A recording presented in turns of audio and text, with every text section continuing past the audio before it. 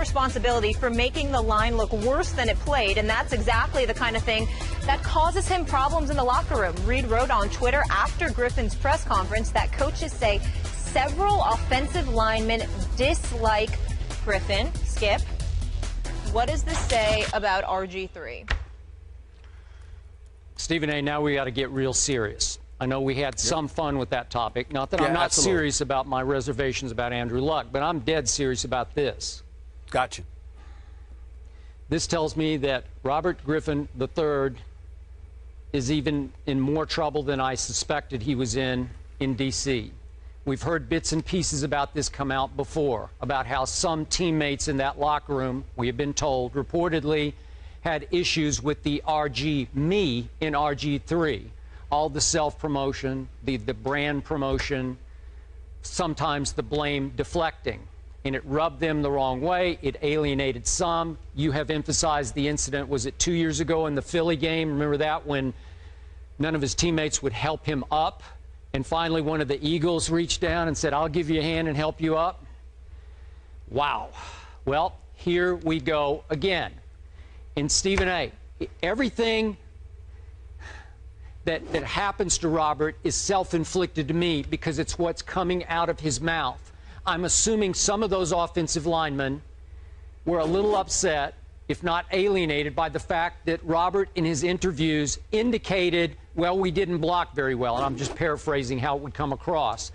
But instead of taking all the blame on himself for his poor performance, and you were the first to, by the way, jump out there and say he deserved a break because they didn't protect him that night. They were without their starting left tackle. What is he, a two-time Pro Bowler, and Trent Williams? He came back to practice this week. I'm not sure if he's going to be able to play on a sprained foot, so that could put RG3 in jeopardy again, obviously, tomorrow night in Baltimore against those not in such a good mood Ravens at this point. But it's coming across through his interviews that he will not accept full blame for his poor performances. That can be, as you well know from all the teams that you have covered, that can be lethal in a locker room. Everything keeps coming back to what Robert says. I keep saying, stop talking. You need to put your, so to speak, money where your mouth is, your performance where your mouth is. You need to let your actions speak. From here on, you don't need to speak much at all. But he insists on speaking, even though they're trying to curtail it to just once a week. Yep. And yet, in his once this week, Stephen A., I'm probably reading between the lines, but Robert threw out this cryptic reference to how he didn't even know he had a concussion, that he went in after he got hurt, and they pulled him finally after he got rocked. He said, I took a shower and I was preparing to watch the rest of the game in the locker room, and they came in and told me, oh, we need to enforce the concussion protocol here. And he dropped the hint publicly that they say I had a concussion when maybe I didn't have a concussion. It's always Robert versus the head coach, Robert versus the executives, whoever it is. It's always drama, daily drama and crisis with RG3 instead of daily performance by RG3.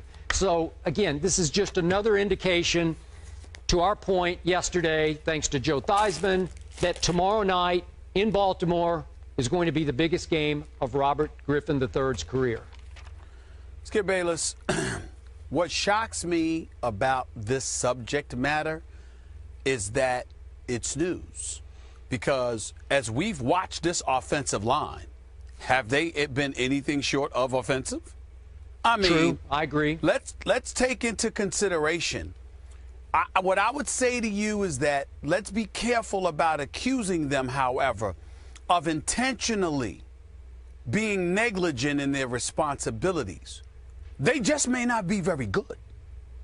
This is a team that gave up true in RG3's 9 starts last year, 7 starts last year, 9 games he played, he was sacked 33 times.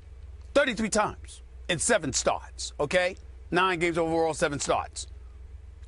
But then you look down, Skip. Colt McCoy played 5 games. Yep. Started 4. He was sacked 17 times.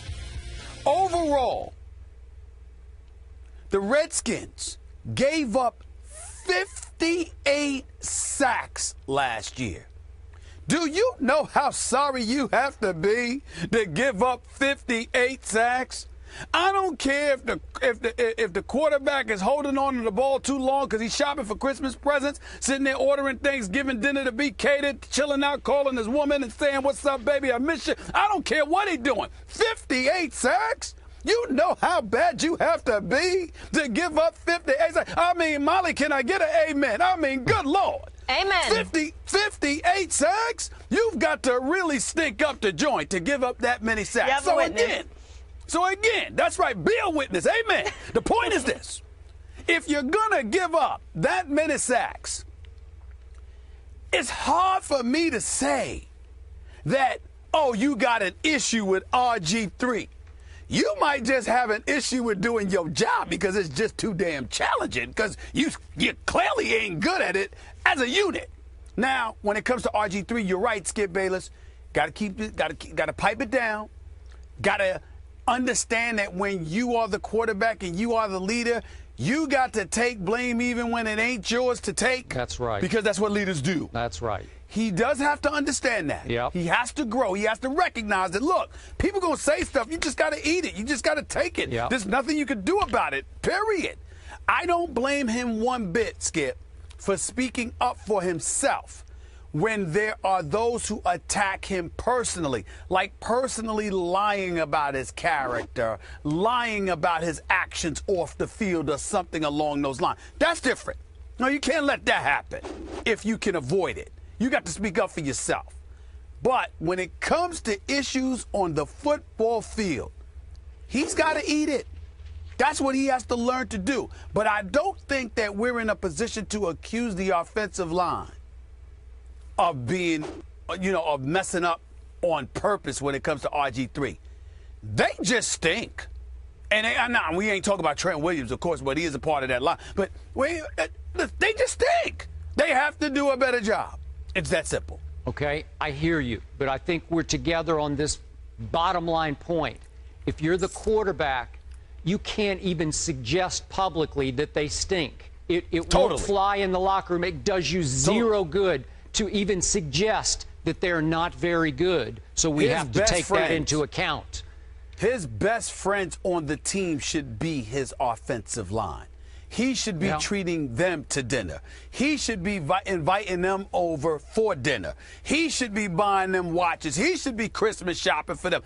Take care of those who take care of you. That's a cardinal rule in every facet of life. Yeah, even if they don't take care of you. That's right. And again, I'm going to reiterate my point. He was without his left tackle, who's pretty good, in Trent Williams. I'm not sure. It's unknown yet whether Trent will try to play tomorrow night. If he doesn't, RG3 might have another legit, valid excuse. But you can't make it after the game if you stink it up. That's the point. We agree. Yeah. We agree there. I know I'm Captain Obvious here, but the guy needs a change of scenery.